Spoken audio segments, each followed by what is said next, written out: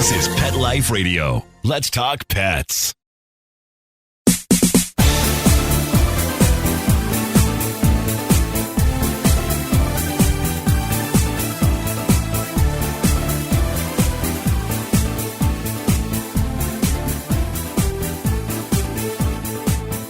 Katherine Klimitas is a wonder. Despite being born with the disease known as osteogenesis imperfecta, which means bones that were formed imperfectly and results in them breaking very, very easily. And despite being confined to living life prone for the most part, she's created an amazing life and is very, very inspiring.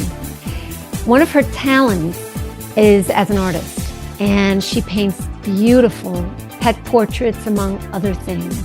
She's going to tell us more about all of this, and you'll get to see some of her work on the show page on Bark and Swagger on Pet Life Radio, and I'm excited for you to do that. And we have something special for Bark and Swagger listeners, so stick around because I'm going to tell you about that at the end of the show. Katherine is also the daughter of vets, and that's actually how I found her. There's a lot to unpack, so I don't want to waste any more time. We're going to take a short break from our sponsors, and we'll be right back. You're listening to Jody Miller-Young of Bark and Swagger on Pet Life Radio. Stay tuned to grab that favorite beverage. We'll be right back. Take a bite out of your competition. Advertise your business with an ad in Pet Life Radio podcasts and radio shows. There is no other pet-related media that is as large and reaches more pet parents and pet lovers than Pet Life Radio. With over 7 million monthly listeners, Pet Life Radio podcasts are available on all major podcast platforms, and our live radio stream goes out to over 250 million subscribers on iHeartRadio, Odyssey, TuneIn, Stitcher, and other streaming apps. For more information on how you can advertise on the #1 pet podcast and radio network, visit PetLifeRadio.com/advertise today. Let's Talk Pets on PetLifeRadio.com.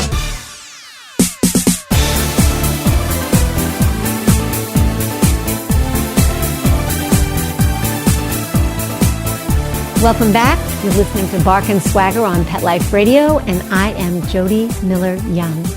Our guest today is a very inspiring woman. Her name is Katherine Klimitas, and she has a list of talents that she has added to her resume, and all of this despite a disease that causes her to break bones very, very easily and has created a challenging childhood and adulthood that she has overcome. So we're going to welcome her, and we've got a lot to unpack. I'm excited to have her here. Katherine, welcome to the show. Thank you. Thank you for having me here. It is my pleasure. My pleasure. So I explained that you have a disease known as osteogenesis imperfecta. Tell our listeners really what that is and what that's caused in your life from when you were little. Sure. So osteogenesis imperfecta is also known as brittle bone disease. People also call it OI for short because osteogenesis imperfecta is a mouthful. It basically means, like you said, my bones break easily and they grow abnormally. So I am actually only 2'7". I use an electric wheelchair for mobility. I usually have an aide with me 24/7 or somebody with me 24/7. I had broken 500 bones by the time I was 10. What? Kind of stopped counting at that point. Yep. Oh my God. Yeah, so it's a lot of bones, and unfortunately, my nerve endings still work just fine. So it does hurt when you break a bone. For any of you that have broken a bone, you know this. Yes. It does still hurt. And there's more to it than that. There's also I have very severe scoliosis in my back, meaning that my spine is not straight, so that causes a lot of chronic pain. And there's some other organ, because OI is a collagen deficiency, which means, and collagen is the material that makes up your bones and your skin and your muscles and your organ lining. And so when you have a problem with your collagen, it's kind of an across the board problem. Yes. So So there are some other issues, but the main one is the bone breaking problem. I want to jump to this because then I want to sort of let our listeners know what was so instrumental in you creating such a wonderful life for yourself. And then we can talk about what that wonderful life entails. Your mom is a homeopathic vet. Yes, she is. And her name is Dr. Adriana Segrera. And she was instrumental in making sure that you were an independent person. Yes. And tell us a little bit about what that looked like, because not every parent would address having a child, giving birth to a child, and unexpectedly being faced with this situation, and how she rose to that occasion. Tell us more about that. Yes. So my parents found out that I was going to have this disease 2 weeks before I was born. So they had no idea until, I guess, the ultrasound they did. And it was, I mean, I'm sure quite a shock, and quite difficult. But my mother is, if you know my mother, she is a very realistic and direct person. She will tell you like it is every time. And very rarely does she give slack to anyone. And in that way, she's much like her own mother. And so, and she's had some major injuries in her past, and her mother was just as strict with her as she is with me. And so basically, she never let me feel sorry for myself. I mean, throughout my entire childhood, I was never entitled. In fact, she did such a good job that on days when I had multiple broken bones and should not go to school, I begged to go to school. Like, I wanted to go to school. And she's like, no, you Get can't. me out of You here. can't go. You can't go with 3 different broken bones. It's not going to work. And then, of course, I did. We don't want people to think that she was an abusive parent No, because she no, of loves course not. you, Yes, of so course. much. But Of course. And the thing is, if I had not gone to school with broken bones, I would have never gone to school. I mean, that's just the way my life was. I often had something bandaged or wrapped or, had to be moved a certain way or whatever, but I had to learn to function with that. It's just the way it is. Yes. Otherwise, I would have never done anything. Yeah. So the other thing that my parents did was they put me in mainstream schools, which is really important because I don't have any mental disabilities. So a school for special ed was not a good place for me. I was very smart and I love school, and I didn't have to learn how to walk or crawl or any of those physical things that babies learn first. Yeah. So I learned to talk. How old were you? I told my dad one day at like just under a year old that we were driving and a rainstorm had just passed. And I pointed at the sky and I said, Dad, the storm is going away and the clouds are dissipating. And Did you actually use that D word, dissipating? I did. Oh my God. Because he was like, what? Mom had been trying to keep me busy that week and she was teaching me about clouds, and so that was just something that I had learned that week. So I repeated it. Yeah. Like any kid, right? So, Yeah. so special ed schools were not a place for me. So I was always in a mainstream school, which of course made it a little challenging because I couldn't do all the things my friends could do all the time. I couldn't go play sports and go to PE, and there were many birthday parties I couldn't attend because they were, not accessible or whatever. But, we got through it. There were field trips I couldn't do. So my mom came up with a different one that taught me the same thing, but in a different way. And usually the school would let me bring 1 or 2 friends with me on that field trip instead. Amazing. So, I mean, it worked. Yeah. Yeah. Your mom said to me that she wanted you to be able to be an independent person when she wasn't around, and I don't mean that she's gone from this earth, but when you grew up, and she didn't want you to have to be confined in your world. And I mean, certainly to an extent I am. And that's just the way. Yes, but you have developed your mind incredibly. You've developed your talents incredibly. And I want to talk about that because art from a very early age became a passion for you and a tremendous outlet for you. Yes. Tell everyone how that started. When I was young, as I said, I was bored a lot, and I was really smart. And my parents were constantly trying to find things to occupy me because, I was driving them nuts. I mean, you think of a regular kid who is running around touching everything. Well, I would say, move me here, give me that, show me that, and of Yes. course I needed somebody to do that with. So Yeah. I was driving them insane. So my mom gave me my first watercolor set when I was 5. And it was, a cheap cake watercolor set that you would get a 5-year-old. Yeah. And I blew through that set in a week and all the computer paper in the house. And she realized that I really liked doing art.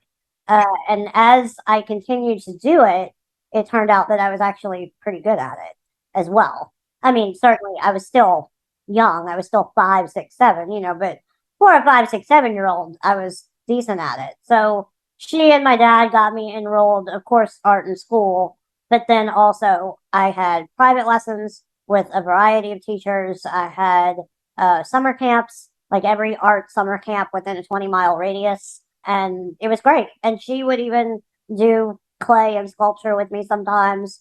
And it was a lot of fun. But when I was about, I would say 8, 9, 10, I would go to work with my parents. Yeah, I was going to say this early on, relatively Yeah. early on, developed into a pet thing too.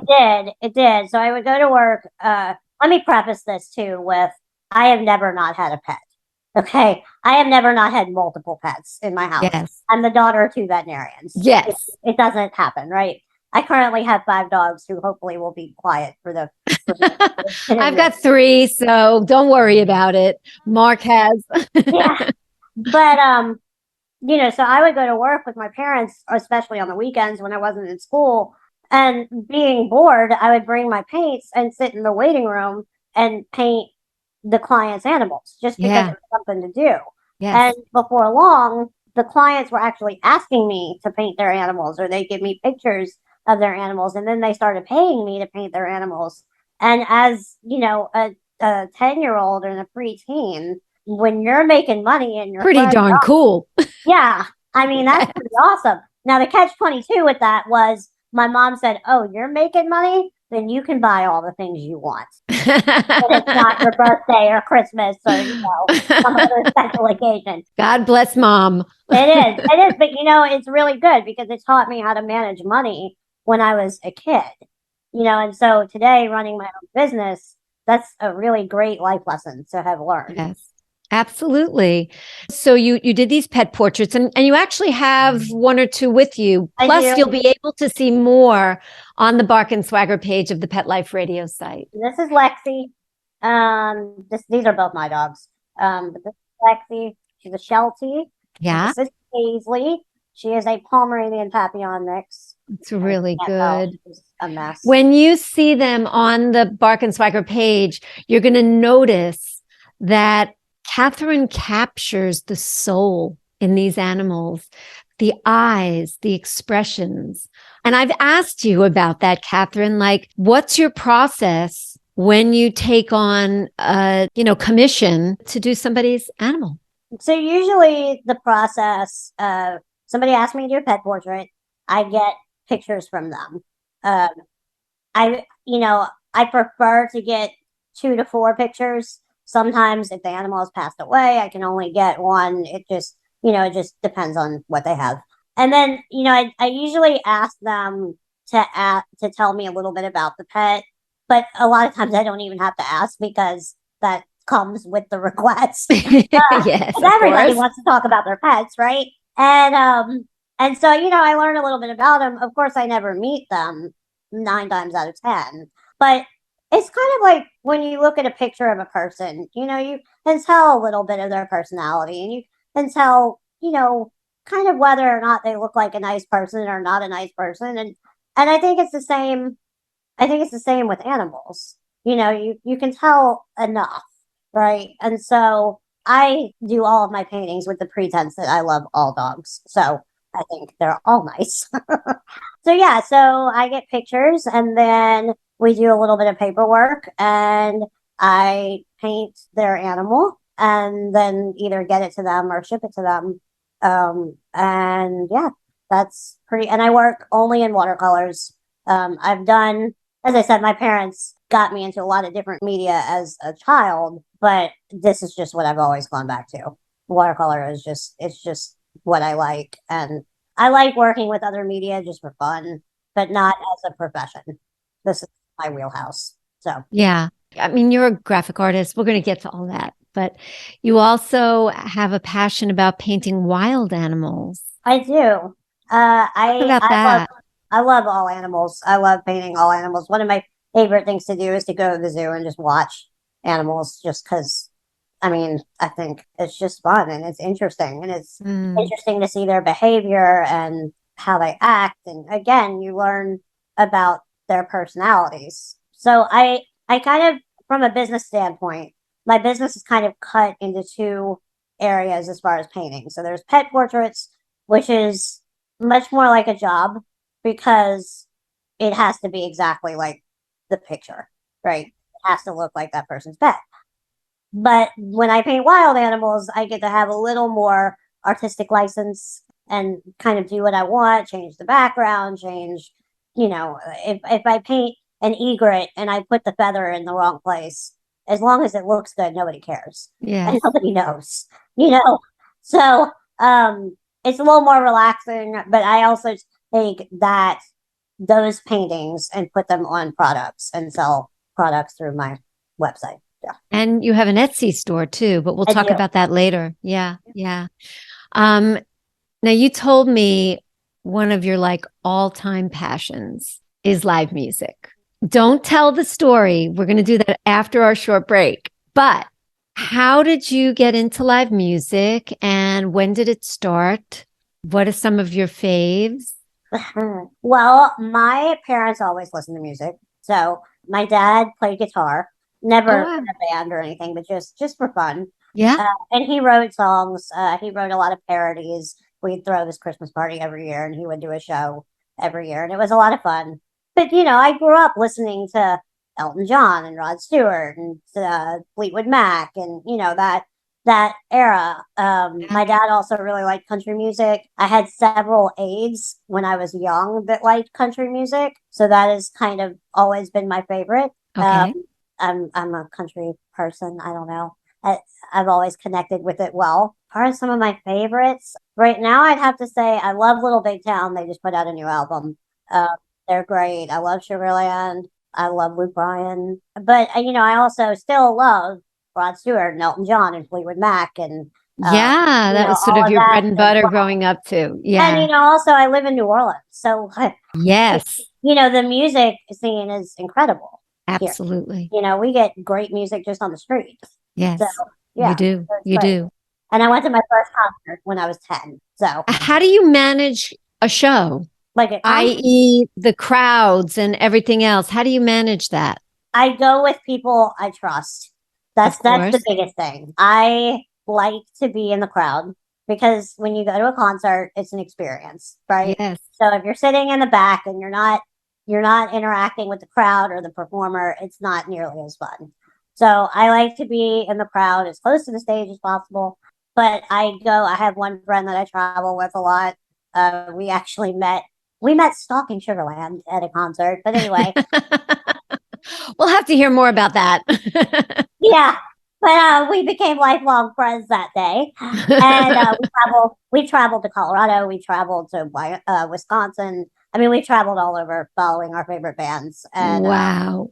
But she can handle the crowd. I know she is aware. I have an aunt that's extremely aware, who has taken me many times. And then a few other select friends. But yeah, there's certain people I go with that I trust can. Yeah. It's just such amazing for me. And I'm sure people listening to hear this, because usually what you'll hear is someone that has a disability or a handicap, right? Their dream might be to go to a concert, right? So they'll get to go to maybe one concert in their life, or maybe two concerts if they're fortunate. But you, like so many of us growing up, you were a groupie for the bands you love, following them, seeing them play in all sorts of cities around the country. And that to me is just such a beautiful, beautiful thing that you were able, because of your spirit, your smarts, the parents you had, and the people that you had around you that you trusted, to have these experiences that normal kids have. And I just love that. I love that. Yeah. It just swells my heart. We are going to take a short break, but don't go away, because when we come back, Katherine has a very cool Rod Stewart story. And then there's that Sugarland story. I'm not going to let you get off the hook on that one. So grab your refresh your favorite beverage, get cozy, and we'll be right back. For those fortunate to have experienced the deep bond and unconditional love of a companion animal, the death that follows can be one of the most difficult and misunderstood losses to go through. Many times, this devastating loss goes unrecognized and trivialized by family and friends, leaving grieving pet parents struggling to find healthy ways to cope with the loss. In And I Love You Still, a thoughtful guide and remembrance journal for healing the loss of a pet, Dr. Julianne Corbin calls attention to the difficulties unique to the loss of a beloved pet and provides an interactive and compassionate guide to help you process your loss and work towards coming to a place of peace and healing. For those interested in journal therapy and looking for a professionally written and compassionate resource to help understand and reconcile the grief associated with the loss of your pet, this book is for you. And I Love You Still, a thoughtful guide and remembrance journal by Julianne Corbin, is now available for purchase on Amazon and other major book retailers. Let's talk pets Let's talk pets on Pet Life Radio. Pet Life Radio. PetLifeRadio.com.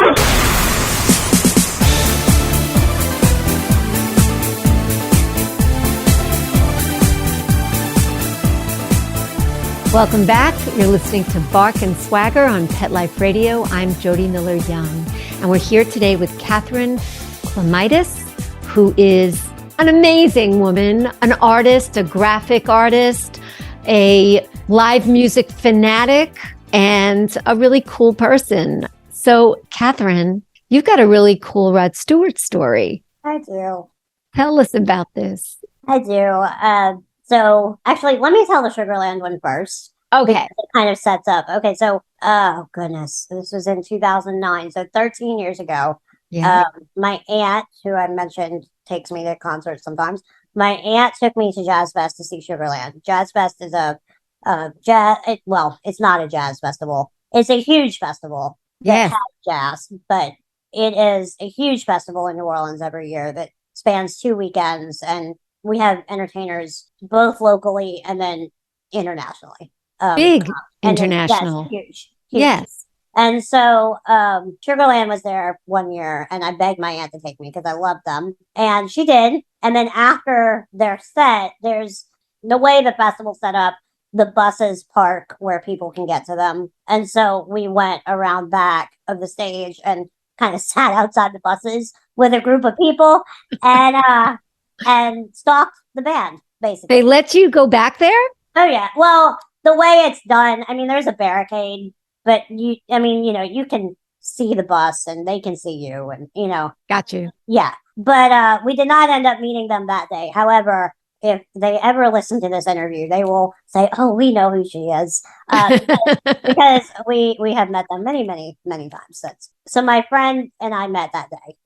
She's from Alabama. She's a little bit older than I am, but was a nurse. Now works in housing realty, and so we both work for ourselves, which is great because when we do travel, we're able to make our schedules work. And so fast forward, we've been traveling together since 2009 now. And about 4 years ago, Rod Stewart was at Jazz Fest. And she and I always go to Jazz Fest together at least one weekend because it's our anniversary, right? So that was the weekend we decided to go, and we did the whole camp out early, get a good spot, front row. It was 130 degrees outside. I mean, I had the second worst sunburn of my life that day. It was super hot, but he finally came on at 4:00, and he kept just connecting with us. Like, he would sing to us, and I didn't know as many lyrics as I wish I had at that time, but I know them now. But anyway, at the end of the show, he pointed at me and her and said, "Do you want to come backstage?" And we were like, okay. So the security guard takes us around back, and it turns out that he was having a goodbye party for one of his backup singers. She was moving on to Broadway or something. So that was her last show with the band. So there was cake. He's like, "Would you like white wine, red wine, or tequila?" I mean, very nice. We got the cake. It was great. We met some of his family, met his band. And then my friend, Christy, who, thank God she had the wherewithal to do this, but she pulls out one of my business cards and said, "Hey, Catherine's a graphic designer, and she loves to design for the music industry," which is true. I work for a lot of local musicians here. And, haha, if you ever need somebody, call her. Sir Rod Stewart. And he goes, "Well, actually, I have an album coming out in a few months, and I need some album art for it. Do you want to have a go at it?" And I was like, okay. Imagine that. Oh my God. Yeah. So at this point, it's getting dark. We need to go home, all that stuff. And I'm sure he wanted to go relax at that point. But he says, "My manager will get with you on Tuesday, and she'll give you all the specs." And at that point, I'm thinking, this is never going to happen. I mean, this is there's no way, right? Yeah. Well, it did. It did happen. And I worked for him through his manager for about 3 months. We went back and forth on different design ideas, different design directions. And at the end of the 3 months, it came down to 2 designs, mine and somebody else's. And he did go with somebody else's. But that's pretty amazing. And it was the design he went with is the polar opposite of mine. It's a completely so they different. picked a different direction. He just picked a different direction. And it's something he's never really, the look of this album is something he's never done before. But anyway. Which album is it? Blood Red Roses. Blood Red Roses. Okay. It came out 4 years ago. But anyway, he paid me, which was incredibly kind. Yes. For my time. Of course, as he should. He gave us tickets to one of his next shows. We got to go backstage and talk to him again. And since then, he's comped us several tickets. And wow. I actually just painted his dogs this year. You can see that on my Instagram. So you're BFFs now. I know.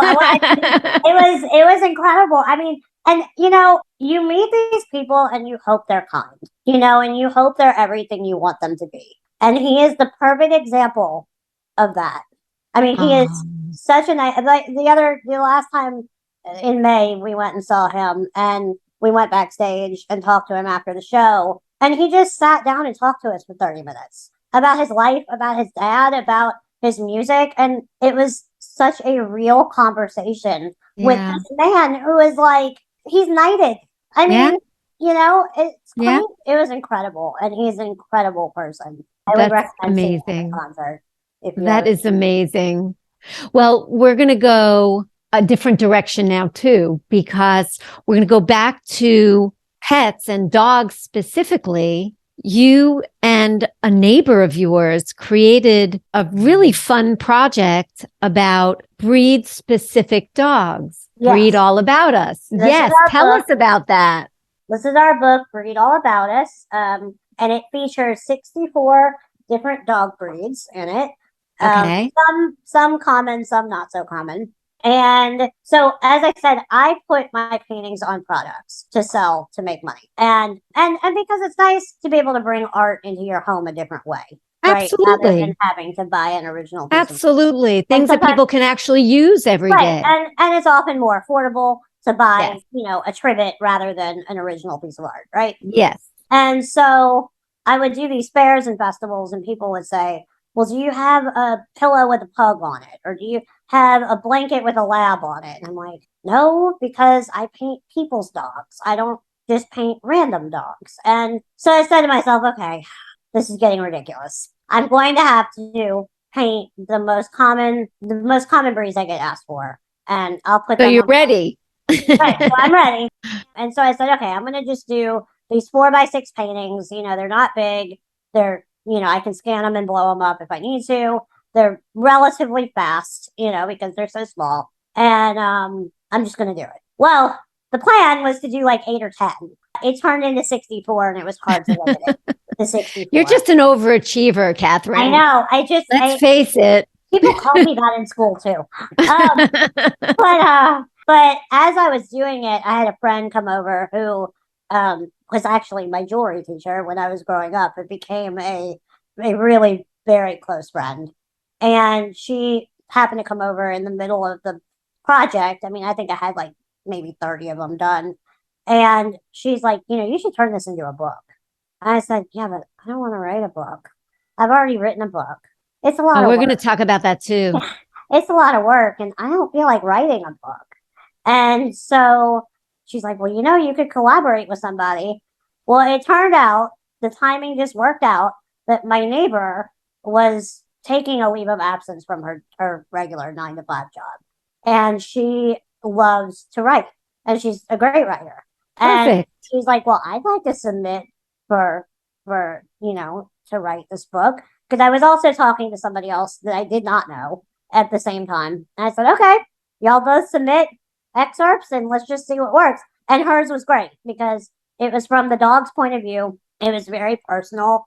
In the book, we do put factual information, but we also, Yvonne, the lady I made the book with, she interviewed people who had these dog breeds. And so she would get quips and stories from them that make the book much more personal. So like, for example, the St. Bernard, she talks about it eating the couch. Things like that, and Yes. It's a great little coffee table book. It's great for kids love it because they try to find their dog or, and they get to learn about breeds, maybe about their own or exactly. if they're dog lovers. Yeah. So kids, it's great for kids.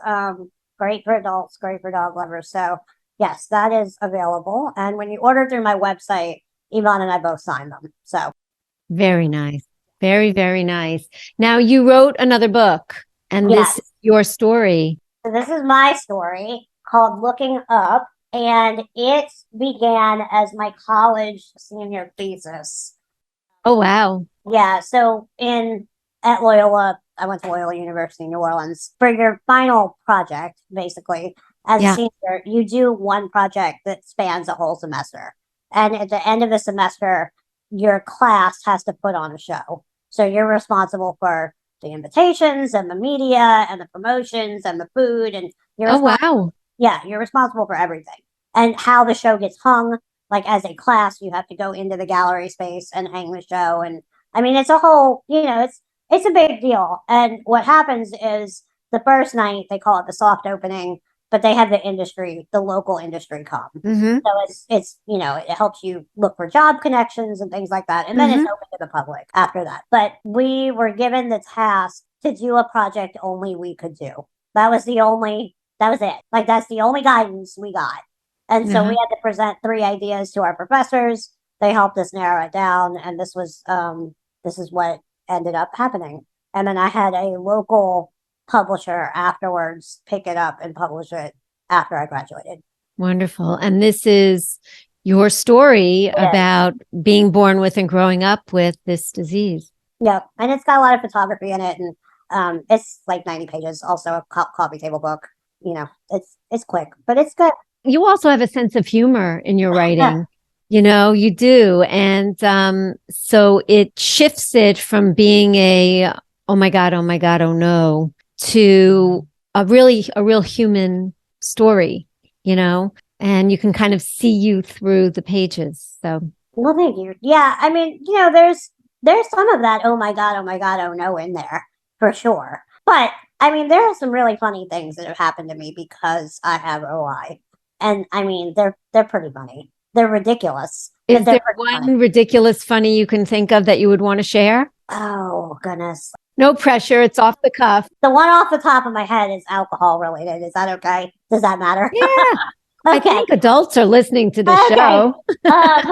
So my friend that I travel with, Christy, and I were at a concert, Styx, actually. We went to Okay. Styx. And it was at a casino. So the concert ended at 10:30, and we went to a very nice restaurant within the casino afterwards for dinner because we were starving. And we get to the table, and we're dressed for a concert. Like I'm wearing a strapless shirt with a full makeup, like we're dressed for a concert. And so we sit down, the server comes up to the table, and she looks at me and goes, "And can I get you a Shirley Temple with dinner?" And I said, "Only if you add vodka to it."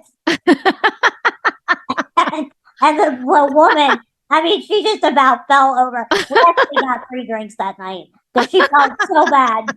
But she's like, "Oh my God, I'm so sorry. I'm so sorry. Let me bring you a drink menu." I'm like, "Yeah, please." That probably happens more than that once. Oh, it does. I mean, But then as soon as you open your mouth, they know. right. I mean, I get brought children's menus all the time and things like that. I mean, that that happens all the time. Goes with the territory. Yeah. So I want to tell listeners about a wonderful offer that Katherine has made to you for us. And that is when you shop for one of her pieces, not your own pet's portrait. That's separate because that is, Custom. Yes, it's a custom situation. But her other products and art on products, she is giving us 10% off through the holidays.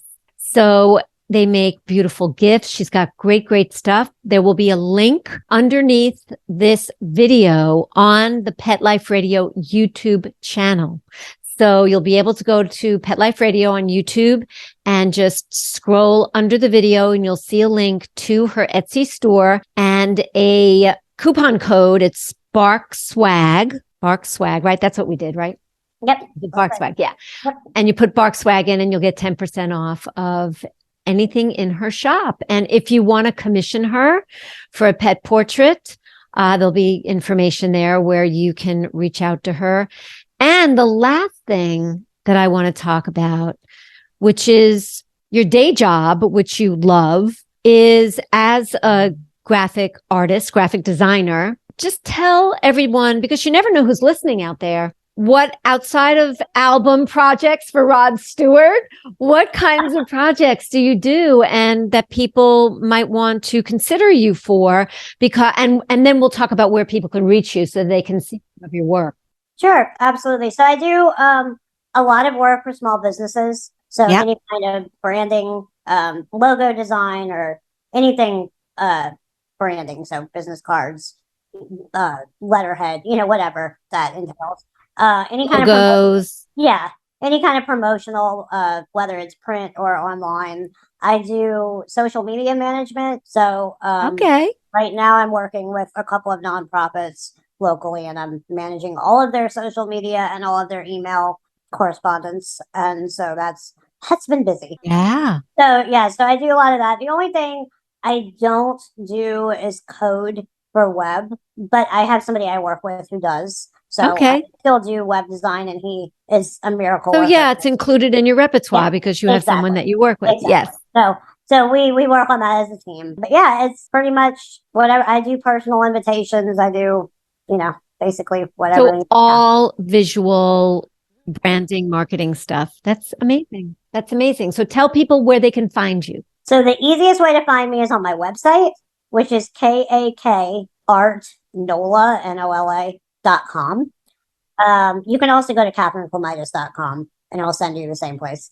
And I'm on Etsy. I'm on Facebook and Instagram. And actually on Instagram, I do a lot of video of me painting. So if you're interested in seeing me painting, I do a lot of that on Instagram. And you can also find me on LinkedIn. So Perfect. And that's Katherine with a K. Mm-hmm. And Klimitas is KLI, M like Mary, I, T like Tom, A, S like Sam.